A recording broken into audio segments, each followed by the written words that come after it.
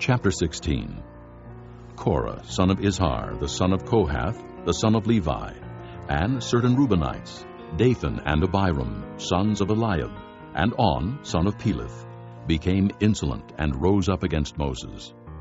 With them were 250 Israelite men, well-known community leaders who had been appointed members of the council.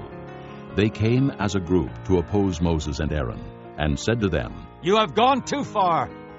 The whole community is holy, every one of them, and the Lord is with them. Why then do you set yourselves above the Lord's assembly?" When Moses heard this, he fell face down. Then he said to Korah and all his followers, "In the morning, the Lord will show who belongs to him and who is holy, and he will have that person come near him. The man he chooses, he will cause to come near him. You, Korah, and all your followers are to do this.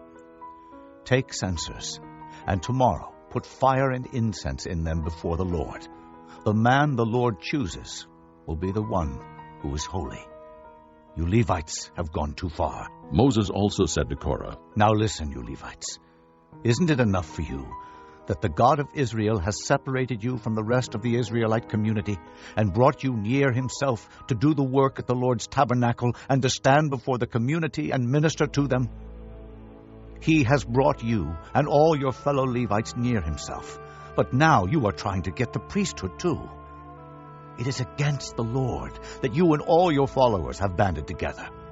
Who is Aaron that you should grumble against him?"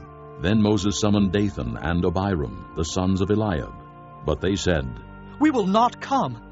Isn't it enough that you have brought us up out of a land flowing with milk and honey to kill us in the desert? And now you also want to lord it over us? Moreover, you haven't brought us into a land flowing with milk and honey, or given us an inheritance of fields and vineyards. Will you gouge out the eyes of these men? No, we will not come." Then Moses became very angry, and said to the Lord, "Do not accept their offering. I have not taken so much as a donkey from them, nor have I wronged any of them." Moses said to Korah, "You and all your followers are to appear before the Lord tomorrow, you and they and Aaron. Each man is to take his censer and put incense in it, 250 censers in all, and present it before the Lord. You and Aaron are to present your censers also."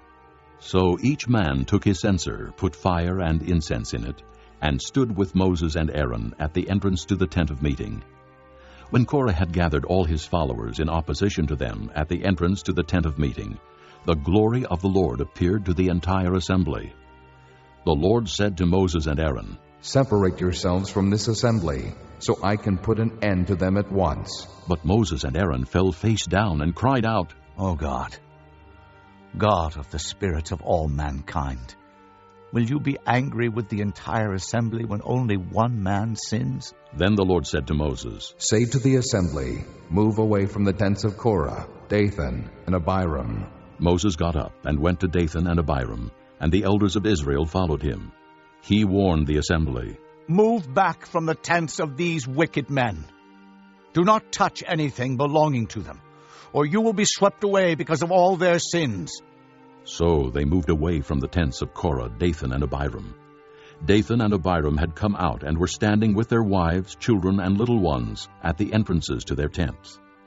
Then Moses said, "This is how you will know that the Lord has sent me to do all these things, and that it was not my idea.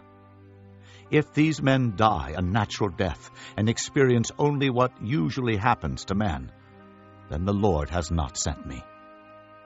But if the Lord brings about something totally new, and the earth opens its mouth and swallows them with everything that belongs to them, and they go down alive into the grave, then you will know that these men have treated the Lord with contempt."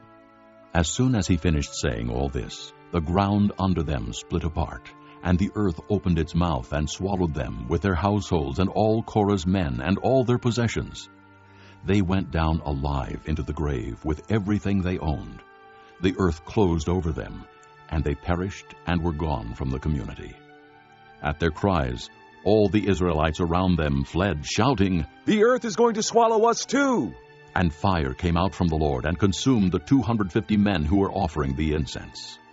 The Lord said to Moses, Tell Eleazar, son of Aaron the priest, to take the censers out of the smoldering remains and scatter the coals some distance away, for the censers are holy, the censers of the men who sinned at the cost of their lives. Hammer the censers into sheets to overlay the altar, for they were presented before the Lord and have become holy. Let them be a sign to the Israelites. So Eleazar the priest collected the bronze censers brought by those who had been burned up, and he had them hammered out to overlay the altar, as the Lord directed him through Moses. This was to remind the Israelites that no one except a descendant of Aaron should come to burn incense before the Lord, or he would become like Korah and his followers. The next day the whole Israelite community grumbled against Moses and Aaron. You have killed the Lord's people, they said. But when the assembly gathered in opposition to Moses and Aaron and turned toward the tent of meeting, suddenly the cloud covered it, and the glory of the Lord appeared. Then Moses and Aaron went to the front of the tent of meeting, and the Lord said to Moses, Get away from this assembly, so I can put an end to them at once. And they fell face down. Then Moses said to Aaron, Take your censer and put incense in it, along with fire from the altar, and hurry to the assembly to make atonement for them. Wrath has come out from the Lord. The plague has started. So Aaron did as Moses said, and ran into the midst of the assembly. The plague had already started among the people, but Aaron offered the incense and made atonement for them. He stood between the living and the dead, and the plague stopped.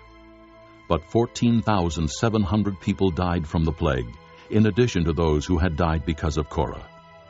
Then Aaron returned to Moses at the entrance to the tent of meeting, for the plague had stopped.